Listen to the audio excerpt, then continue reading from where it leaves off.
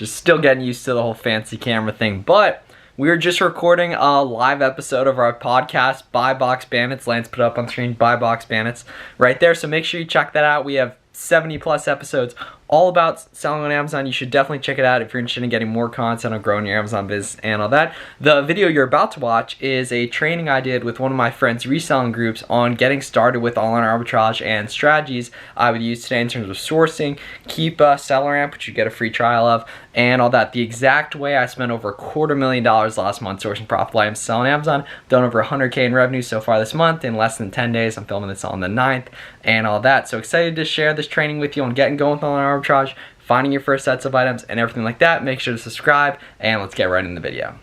It's Miles. I'll be 24 next month, which is crazy to say. I'm from Pennsylvania, and I do online arbitrage and everything. For like the one person in the comments who's going to be like, I guess I'd show the bars. KT, I love seeing KT's bars, so I got to show my own as well. Flatter myself a little bit on that. But yeah, love showing the bars on that. But yeah, so I do strictly online arbitrage. Definitely not against wholesale, which I know some of you guys do as well. Just personally mainly gravitate towards online arbitrage.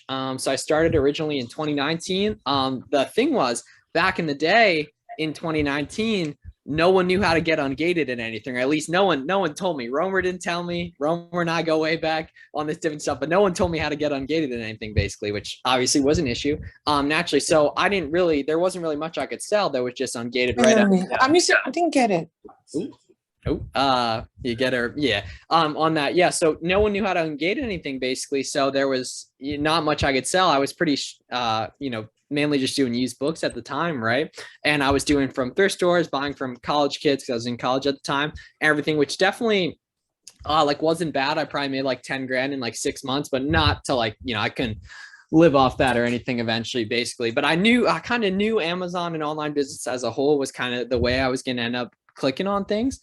Basically, but definitely didn't work initially. Luckily, right at the start of 2021, I was still in the Amazon community. I was still posting content, talking to people that were doing Amazon, and someone showed me how to get some of the big ungating done, right? Nike, Adidas, this stuff we all know and have available today and everything. And then once I got that done, it was go time pretty immediately. I got going first sales February 2021 with OA. Probably 40K-ish in sales in March, little bit more in April, then 50 in June, 60 in July, 120, 110, and then really clicked last December. I did about 300K sales, right around 50K in profit on that, and then kind of just been a little bit lower than that ballpark since, obviously, because Q4, normal multiplier on that, but about 220-ish last 30 days on all that, strictly ripping online arbitrage, and you can talk all about how that works and everything. But yeah, so just do online arbitrage, talk about it online as much as possible. Actually am a part of an online arbitrage tool, SellerAmp, so we'll talk about how that works and everything in terms of helping you guys find more items and all this. But happy to talk a little bit about what my sourcing strategies look like. I have no VAs. I don't use tactical arbitrage. I just use Keepa and SellerAmp, nice and simple, $37 a month. Very simple to source all this stuff and everything. So going to show how that works. Happy to answer any questions you guys have as we go on this and everything like that. But yeah, so I just kind of just always trying to catch up to KT as we go here and everything, but excited to chop it up on this stuff, man. So you were talking about Q4. I kind of want to, go into what your mindset going into Q4 is like. If you give some advice on how they should get into it and get ready. Yeah, so I actually think Q4 is a little glorified in that obviously it's good. It's better than any other time in the year, but it's not necessarily something you want to prepare for, in my opinion. The best way to prepare for it is just to do what you're already doing and get better at that. Because anything you find profitable now, there's a good chance it's going to be just 10 to 20% more profitable come December. And therefore you can sell it now, you can sell it in October, and then ultimately in December for a lot more and everything. And obviously there's a lot of toy strategies and stuff we can talk through on that, but I'm a big fan of growing sustainably, right? Replans, OA, wholesale, that kind of thing, stuff stuff you can buy through and sell over and over again, just the name brand stuff and everything, and not really worrying about the most hot item at the time, but which then leads to saturation naturally, but focusing on good strategies like you guys have with access to this in terms of finding products you can sell over and over again that other people aren't having as much access to, which you're rewarded for working up front to find items with longevity and the ability to repurchase, which kicks in the compounding effect. And then 3 months down the line, there's a certain percentage of stuff that you sold this month that you can rebuy, and then you really get a nice compounding effect as you go, basically. But yeah, so obviously there's like tons of Legos and stuff to go into. I made a video about that actually this morning for YouTube, talking about that and everything. But yeah, much more of a fan of just, you know, getting dialed in and getting better at the typical stuff we talk about, the OA and wholesale stuff, just over and over again, because that's just going to be way better in December. And the more reps you put in now, the better your skill and muscle memory will be as well, instead of worrying about holding Legos or whatever. And when it comes to doing OA, what's like a way you kind of differentiate yourself from everyone else into finding more opportunity? Yeah, so definitely it comes down to not buying from sites that everyone wants to buy from, right? It sounds great in our content. We talk about like sites like Walmart, sites like Target and everything like that. But those are sites, Walmart especially, that everyone wants to go through, everyone wants to buy on. They show up on automation tools for the most part, right? It's lower ASP stuff, lower average sale price. It's typically like, you know, beauty, home goods and stuff like that, which the model I adopt, I'm shipping through sales tax free states. So therefore, the more expensive the item, the better the sales tax arbitrage. And I'm paying 0% sales tax, and I'm paying whatever, $1.50 a unit flat. The more expensive the item, the more sales tax my competition is paying when I'm paying zero. I'm just paying that fixed cost of $1 per unit. So there's a better arbitrage the more expensive the item on that. But yeah, it's selling a lot of stuff with variations, right? Shoes, clothing, apparel, higher, more expensive stuff, shoes, electronic, clothing, as opposed to like, you know, like sunscreen, beauty items, stuff like that. And obviously this not, we, you know, I know you guys, a lot of you guys, you know, KT makes a lot of money with that. Everything. It's just not personally what I like to sauce on, but it comes down to focusing on complexity, reverse sourcing, not doing things in an automated manner, and then checking out with a lot of coupons, which makes a lot of stuff profitable that doesn't look profitable to other people. And I can show some examples of that too. Nice, perfect. We'll get into that relatively soon. Any more quick tips for, you know, beginner strategies? Like, what would you say is more important in the beginning? Kind of like jumping into and putting in the work, or looking for strategy? Yeah, so you'll learn strategy as you go. You know what I mean? Like watching content, won't necessarily make you money, but you drastically increase the chances the more you do it, right? And it also comes down to, right? I mean, we got 59 people here on Zoom today as well, right? So meeting other people, bouncing ideas off each other. We chop it up. Like, I hate when that happens and there's a ton of people on it. You never know who to click off. Yeah, right. KT and oh, yeah. So like KT and I chop it up over different ideas from time to time. So getting around and meeting other sellers has been huge for me. Like I said, it immediately clicked last year, early 2021. And then I had a little mastermind of friends that we just kind of dialed in together, and we've done over 8 figures combined since then, I'm pretty sure. And that's just a group of like me and 3 other guys. I'm like only a fourth of that. Yeah, I was going to ask, was that like kind of the catalyst to your growth? Yeah. That group of friends that you had that was all working toward the same thing? Yep. And the big thing, and I didn't really think about this till the other day, but like we really held nothing back. You know what I mean? Like we were buying the same stuff. Like there was no worry about saturation. We were buying the exact same stuff. We're using the same coupons, buying from the same websites, everything. And a lot of people would think, oh, what are you going to do? It's going to be saturated or whatever. We're selling stuff that sells 100 times a day. Like the pockets you would have to saturate that are massive. And like many people don't exist. You know what I mean? Anyone who has the pockets to do that isn't doing a business model like this. You know what I mean? They're doing something with higher leverage, most likely, basically, or wholesale or something like that. Yeah, I would say that's definitely a misconception. A lot of people, when they jump in the group, and I'm sure your group too, they're scared of saturation and these other things that they hear online, before they jump into Amazon, of course. Well, yeah, if you think about it, like in school and everything, you're told, oh, don't work with other people, don't cheat. But life is a group project, and Amazon is definitely a group project. You know, we're all in a group here and everything. You have people in here, most likely, that you probably vibe with on something outside Amazon. Maybe you're both into basketball or something like that. But ultimately putting yourself out there, right? Asking questions and stuff like this, showing personality, right? It attracts other people into your ecosystem. And now like last month, I woke up to a text about a deal and bought like $5,000 worth of profit that day, just from that one text message. And I paid nothing to be friends with that guy. I just put out a lot of value and everything. And, we ended up, chopping it up back and forth on different stuff and everything, and became friends. And ultimately, right, KT putting himself out there is why we're all here and everything, and not being afraid, not worrying about, right, what the people from high school think, whatever. Like we're trying to get the bag, and other people's opinions do not provide the bag and everything. So but meeting other people, bouncing ideas off of each other, collective energy towards one goal does create that stuff. I like that. Life's a group project. That's very good. I've been saying that for a minute too. Yeah, that's Amazon really too. Yeah, 100%. I like that a lot. So I think it may be time to get straight into it. Yeah, actually, one good question though came in the chat prior. Yeah, knowing a site is legit you're buying off of. Yeah, so a good rule of thumb is to always check out through PayPal and check out with an American Express or whatever credit card you're using. As well is important too, because that's 2 automatic layers of security on that. But definitely, Trustpilot, looking at their Instagram, making sure they're legit. And the nice thing too is you have access to a bunch of other people in here, posting in the group, hey, has anyone bought off XYZ site, looking at their reviews and all that. But definitely, I buy from pretty much just big websites similar to everyone else and everything. I check for reviews or social media, 100%, completely agree on that. How do you keep up with your inventory? With OA, I find something that sells out. It seems wholesale is better for replens. I mean, theoretically, yes, but that's like a blanket state. Like I bought 1,500 of something last month. I sold last month I sold 300 of them yesterday alone.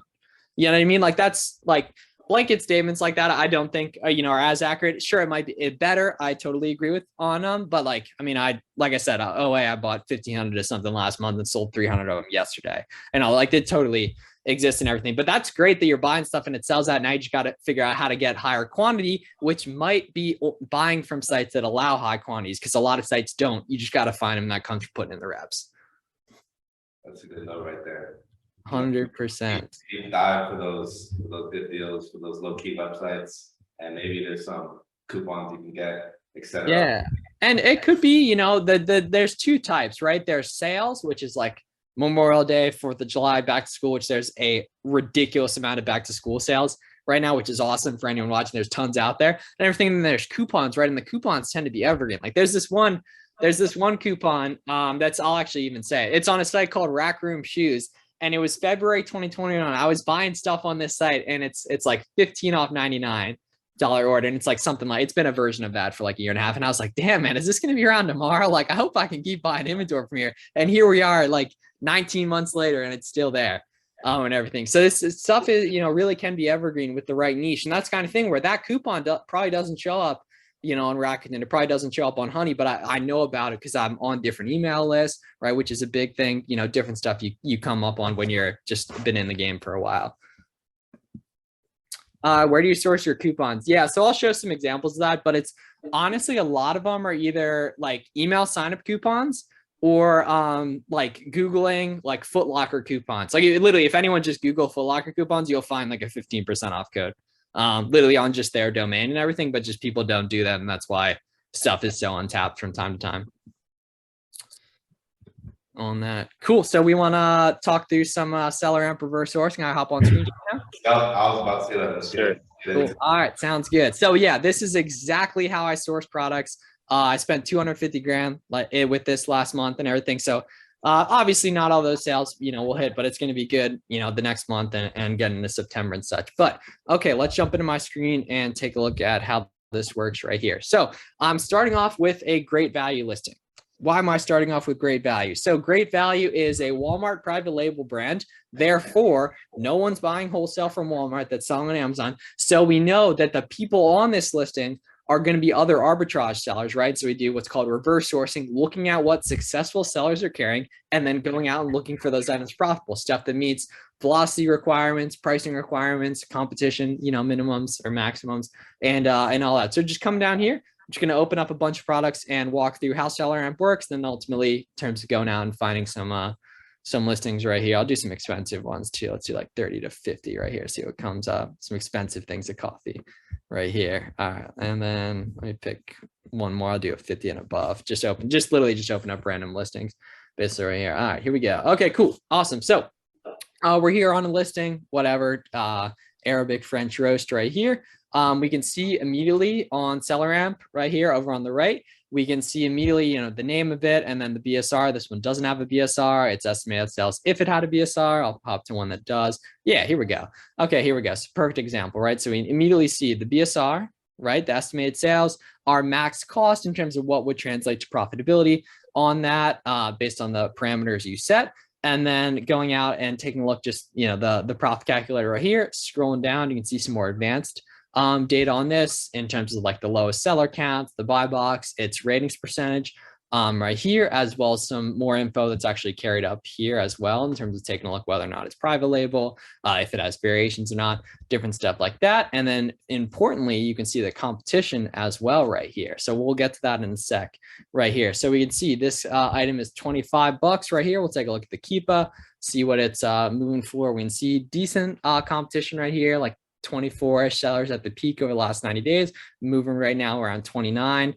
Looks like, you know, 49K BSR. I do like hopping here in data, pulling the 90-day average of the sales rank. We can see it's 56K right there on that. And then ultimately, right within SellerAmp, the easy part is, so you're scrolling through, right? You come to a listing you like, or you come back to a listing you've already sold. These guys a little bit further down along the process, pull up the SellerAmp on this. And then, right, we can immediately just check if it's profitable, one click, hop into the Google right here. Or hop into Google right here and check the pricing right here. We can see if that's the right thing. Yeah, so it's 16 right here at 16, pumping at 25 right there. Not amazing. I do my minimum ROI right around like 34 right here on that. We can see pulling this up on Walmart, 1627 or 1598. I don't know, a little bit for sales tax right here, 48 count, different specifications right here. Check, see what's up with that. Yeah, $4 for the 12 count. Check the variations as well. Right here, variations within Keepa, important to have that down here. Not seeing those other ones right here. And then now the big thing, regardless of whether or not this is found profitable, you come down and you can see the other people on the listing. You can see their stock counts, their review counts, and then also the offers count, right? And you can see, depending on where you were priced, how high the floor would need to be to get to you on all that. So we can just click and open a bunch of these sellers right here and then see what else they're moving in terms of what else they're selling right here. So this is the whole thing is, right, reverse sourcing. This is in SellerAmp as well. We can then come to someone's storefront and I'll show you what it looks like compared to if you were to just do it manually through Amazon right here. So if we just come manually through Amazon and we can scroll here, we can't see the sales rank. We can't see, you know, any of the offer count information or anything like that, or even just like some basic pricing stuff. You could filter by brand right here. While on SellerAmp, you can see immediately their ASIN count, their review count. You can come here and filter by any brands, filter by any categories, and then actually coming through and taking a look at what they carry. You can scroll through and immediately reference the BSR, the max cost, the offer count, right? We can see that has 177 offers. I'm staying away from that, even though the rank's literally insane. On that, we can see the Keepa, so I wouldn't want to click in anything that was, you know, too going too down. On that, ideal BSR for a good product would be, typically, I prefer to stay under a 50K trailing 90-day average. On that personally, but I mean, we all have our own. Like if it's a 75K rank, but there's 4 sellers and it's an 80% ROI, you still buy it type thing. There's nuance to everything, and I'm sure KT would agree with that in terms like, you know, we all have an idea of like what's slow, but then if it's low enough competition and it's profitable enough, it still definitely makes sense. In the right situation, everything. It's just pull that Keepa data essentially on that. Okay, so coming to this guy's store, we can see he has an ASIN count of 79 and a rating count of 5. So I'm probably going to want to find someone that's a little bit further along in the process, has in like the $50 range for the most part right here. So we can see, all right, perfect example right here. So we can see he has an ASIN count of 159 and a review count of 166 right here. And we can see all the different brands he carries, right? So he's got some Hot Wheels stuff, you know, Disney, Husky, Great Value, Greenbrier, and all these. So we would scroll down, and me personally, when I'm sourcing, I'll typically brand filter when I scroll through, just because I have certain things I like to carry in terms of like, you know, niches, product wise, shoes, clothing, apparel, Nike, Adidas, Converse, that kind of stuff on that. But let's say, for example, we wanted to look through the Hot Wheels stuff right here. So you can just click Hot Wheels, Now we see all these different items. All these are too cheap. I wouldn't want to sell them, and the BSRs are too high. Right here, 150K, not wasting my time with that. 151K, that's a little high. Right here, green buyer, I believe. Yeah, so it's like a little bit different brand. Yeah, some like disposable utensils right here. Me personally, I typically won't open anything that's under a $20 buy box just because I need price flexibility. I'm sure the small and light people out there, like you're leaving money on the table. I am, you know, and everything. We only have so much, you know, energy and everything. And I prefer to focus typically on stuff that's a little bit higher price. Therefore, I have more flexibility if I ever need it from a long-term perspective on that. All right, so let's see some of the different grade value stuff he's carrying. Let's see if we got anything over 20 bucks right here. We can check these out. 2-pack right here. Looking like this doesn't have a sales rank though. Yeah, so it's probably not moving too often. And we can see on the Keepa, actually is moving a decent amount, even though it doesn't have a sales rank, which is pretty cool. On that, offer count's trending down. Don't mind it. A lot of orange triangles. We can see it is moving. Right here, the buy box is up as of late as well, which look pretty nice on that. So let's see what we can do. So what are we trying to pay? We're trying to pay, so it's a 2-pack. So we'd prefer to pay like $4 piece, come in at 8 right there, maybe a little lower. Buy box. Yeah, I mean, this probably is going to end up being profitable. If you could find them both for $6.50, the ROI would be fire right here, but probably not going to end up working right there. And yeah, not even seeing an exact match on Google Shopping right here. All right. Let's see, right? I'm just clicking through, seeing what these other sellers are carrying on that, taking a look at their catalog, scrolling through, referencing the BSR, the buy box, and all that, try to find some profitable opportunities right here. So perfect example right here. So this is pack of 2. The BSR is really good. We can see on the Keepa, we can pull this up and see the whole Keepa right here. Take a look at how this product's performing. This cookie butter right here looks like. Gorgeous price stability right here. We can see offer count's fairly consistent. The sales rank's really good. Estimated sales of 700 a month on this. This is a perfect example of something I'd like to go off of, even if it's a little bit lower on different stuff right here. So I'd love to pay like, you know, $5 right here on it and get a nice, really nice ROI on it right there. So yeah, $12. We plug that into the profit calculator there. Definitely not what we're looking for on that.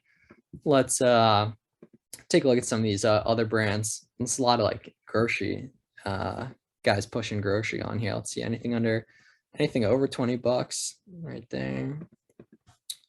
Smuckers right here. All right, here we go. All right, now we're in business. Got some decently expensive stuff right here. Check out these. Take out some of these other brands. And I'm not super familiar with these categories, hence why we're getting a lot of cheap stuff. Thing here, we'll open up these as well. Let's pull up this last seller right here, see what he's moving. Tons of Lego and stuff right here. Yeah, Lego's carried a lot by Amazon. We'll see if Amazon's not carrying any of these though. That's definitely a category I'm familiar with and everything. Yeah, so I'm literally just scrolling through here and automatically disqualifying all the stuff come across just because it has that orange bar that shows that Amazon's on it. Right here. All right, here we go. Okay, it's a good example. Let's see what we got right here. Okay, 76896 right here.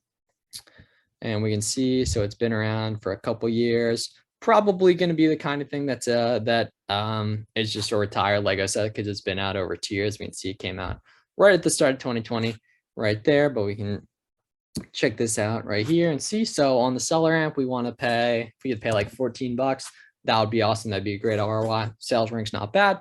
Let's see what we can do and just hit the Google Shopping right here. All right, so what was that number? 76896. 76896. Oh, was that 20? Couldn't quite see it behind the zoom right here. Oh, 50. Oh, on the coupon side of things, right? So now we got 15% off purchase right here, which makes this come down to, it's looking like it's out of stock too, right here. Potentially, right? Makes this 17 then minus the 15 off, right here. This is the kind of thing that probably is very profitable come Q4 right here. If we go to the year chart, we can see it got highs like, 32 in there as well, 32, 33, 34 on that. Buy cost was 17, and that with tax exempt or if you're in a sales tax state, totally be profitable right there. And the sales rank was a lot lower towards doing Q4. Love to see that, right? And it's a self-fulfilling prophecy, right? This item was found relatively profitable. So now everyone else who's carrying it most likely has a similar business model to us. So you can open up the other FBA sellers and see what else they're carrying right here and see what else they're moving on that. And that's the thing, is you're just finding endless rabbit holes as you're going, essentially looking at these different items. And that's the thing, is any item you come across, there's a decent chance you can find it profitable, or at least a drastic chance of it over other stuff, because other successful sellers are carrying it. You can verify by their review count that they're making money, because they're not selling stuff for no reason. If they have a lot of reviews, they're making a bunch of money, because they wouldn't be selling stuff if they weren't making money. Right here, are the price differences through the year when you use the repricing tool? Yeah, you should be using a repricing tool constantly, in my opinion. And I'm sure KT agrees with that, at least on most items across the board. On that, what's a good review count to look at, min and max? Yeah, so if you're doing wholesale, I mean, there'll be people with 5,000, 10,000, even higher than that reviews. You probably don't want to compete with those people and everything. But if you're doing online arbitrage or wholesale, I'd typically want to be looking at people mainly in the 50 to 1,000 reviewer range, because those are typically going to be sellers that are in, your ballpark, sub 5 million in sales, different stuff like that, essentially on different things. I hope that helps. But yeah, in terms of wholesale, right, and OA, you want to be competing with sellers around, your level in terms of stuff. So it's typically golden rule of thumbs, 50 to 500, 1,000 on that. But review count can be misleading, because their review count shows, sometimes it shows their all time, sometimes it shows the last 12 months. So it can be very different in here. And we can see last 12 months, 25 ratings right here, but the all time 148, much different story. This guy's probably just been selling on Amazon at, a relatively small scale for 6 years or something, basically on that. How do you find invoice for OA? You just submit the order confirmation email. I've gotten 30,000 units sold, and I've gotten 30 inauthentic complaints, beaten 29 of them. What range is considered a good BSR? Personally, it's anything under 50 to 100K. Once you get in the range of sub 10 to 15K, it's insane, sell 50 plus a day yourself type ball, depending on if you have the stock and everything like that. And it varies a little bit categorically and everything, but a decent rule of thumb, in my opinion, is to stay under 50K for the most part in most categories. Yeah, and we can see it makes sense, right? Open up these other sellers, a lot of them carrying Legos, right? Makes sense that they're going to have a lot of different Legos to be coming here. So say you're someone who focuses on toys, this is really helpful, taking a look at other sellers that are carrying a lot of similar products to you. And obviously, if you're a beginner, you got to go with what you got. You can check out some different Nike stuff, look at Lego, take a look at great value. And naturally, the more you build up profitable items, the more rabbit holes you then have to go down in terms of looking at who's competing with you on different items right there. How long does it take to get the money from your account level reserves? Yeah, so if you're brand new, it's going to be 4 to 6 weeks before you start seeing decent build up, just because Amazon wants to make sure you're not scamming people and such on that. Sorry, could you elaborate the invoice point? Cut off on mine. Yeah, so when you're doing online arbitrage, literally just email confirmations will work in terms of beating most inauthentic complaints. ASP in the 40, 45 range. How much more efficient has sourcing become since you started using SellerAmp? Yeah, so I mean, I've gotten way better. I learned about it in December and everything, and my sales, I can show you the last 12 months, they picked up a lot since last fall and everything. Once I started doing this stuff kind of a little bit better the right way, we can see it really picked up. December, a little bit down, January, February, and then kind of just kept it moving in terms of growing it right there. But yeah, definitely, really made things easier and everything. And more so, obviously it'd be possible without it, but it just helps you disqualify the losers so much quicker and everything, which makes a big difference as you go on different stuff right there. So that's how SellerAmp works right there. It's an awesome tool, $17 a month right there. So SellerAmp, it doesn't necessarily replace anything. It just combines a lot of the stuff you might already be using and has unique elements in terms of taking a look at the reverse sourcing feature. You're not going to find that anything else. We have a mobile app as well if you're doing retail arbitrage on different stuff, and then the web app too. I can pull up an example of right here on everything. Yes, I think the reverse sourcing and the click to Google are the two best things. So yeah. And I can show you guys the Google Sheets too. So that's probably the most underutilized feature, right? So we can see Google Sheets right here. If I just click export this to the seasonal one, and then I come up here, just loading right there, and type in seasonal and head to Google Sheets, we can see all of that. Open in Sheets right here. Yeah, so there we go. All that data just populates Wow. Immediately right there. Yeah, it's pretty cool stuff. Yeah, so as you're sourcing, right, you're making a buy list, your virtual assistant's making a buy list. You have a different sheet for every virtual assistant. You can see I have like my buy sheet, my seasonal, my check-in feature that might not be as good. It might not be as good as I want it right now, but it's the kind of thing where next winter it totally will be good. I need that catalog so I can come back to that in the future and make it easier for my future self coming forward as I'm sourcing different items and such on that. Damn, I didn't know it was that like, versatile. Yeah, that's what I'm saying, man. We're just getting started too. You know what I mean? Lots of new stuff coming as well. Good question, Connor. Minimum ROI/profit is right in the range of like 15% net, 25 to 30% ROI on that. That's not to be said. There's some stuff that I might move that's only 21% ROI, but I can buy hundreds of it a month or 100 of it a month and all that. Yeah, that's what I'm saying. That's what I'm saying. Yeah, you got the Google Sheets and all that right there. But yeah, that's basically the essence of what I do. Online arbitrage, reverse sourcing, mixing a lot of coupons, compete with people who really know what they're talking about and stuff, and work hard up front to find items and then be rewarded with longevity, which is, obviously a lot easier said than done with OA. And it's literally the whole thesis of wholesale is finding stuff you can go to again and again and potentially buy big quantities of as well. Question: do you use the product opportunity explorer in the Seller Central account? I'm not familiar with that, so no. I just ran into a video when I was setting up the Seller Central account. Cool. I guess it just shows like the most clicked products. Oh yeah, no, you don't want to be selling the most. Yeah, a lot of the most click stuff is going to be like private label and everything, or just like gigantic brands that are being sold by gigantic wholesalers, which you're probably not going to be competing with. A lot of the gold's found in like, smaller, more niche things on the wholesale side of things. In OA, a lot of the biggest brands perform the best because it's an even playing field from a buying perspective. However, if you're trying to sell like some of the most popular wholesale products, like mainstream, like beauty, mainstream, like soaps and everything, those are going to be filled with the 10,000 reviews, 45,000 reviews that are paying nothing for stuff. And therefore they can bully you so much pricing wise. For sure. That's why I recommend everyone get into online arbitrage, especially because you're not going to get bullied by these big wholesale sellers. Yeah, bro. The buy box share.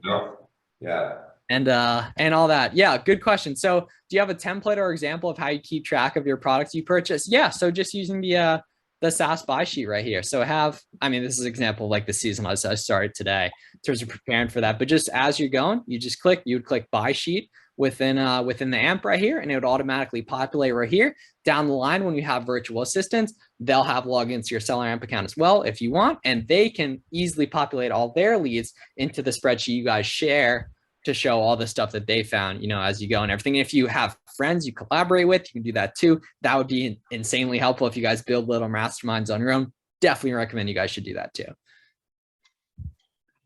Appreciate it. What's your goals, your personal goals with Amazon and say like the next few months or the next year? Yeah. So definitely like I'm probably-ish like 3 million sales this year and everything. And then, grow the software, post as much content as I can, everything like that. But I mean, ultimately, like we're here to build wealth and everything, you know what I mean? Just straight up and everything. Obviously, like, sure, it's fun and whatever, but you're here to make money and everything. So that definitely that, on all that. But yeah, right. I mean, it's awful cool, meeting guys like, you guys and everything, doing stuff like this, growing the tool, making content, all that definitely. You should drop your Lego video too. Would love to see it, and we can post it up in the group as well. Oh yeah, I think I dropped it today. Yeah, so I can feel free to toss a link up on that. Definitely. Yeah. Yeah. So my IG is just @flips4miles. It's right there. So just flips number 4 miles. I'm happy to answer any questions you guys have. I got to run here in a few minutes because I just have a call of my own at 8 o'clock. And I haven't eaten yet on that, but it's just @flips4miles right there. So feel free to follow me, DM me right there. I can post a link in terms of anyone who wants to get a free trial of SellerAmp right here, right there. Yeah, everything. Yeah, YouTube 3 times a week. We got the Buy Box Bandits podcast. I'll post a link to that as well. That's on all platforms right here, and all that. So KT, man, thanks a lot for having me on. It's a lot of fun. We'll definitely have to run this back at some point on that. And thanks for having me on. Yeah, we'll go more in depth.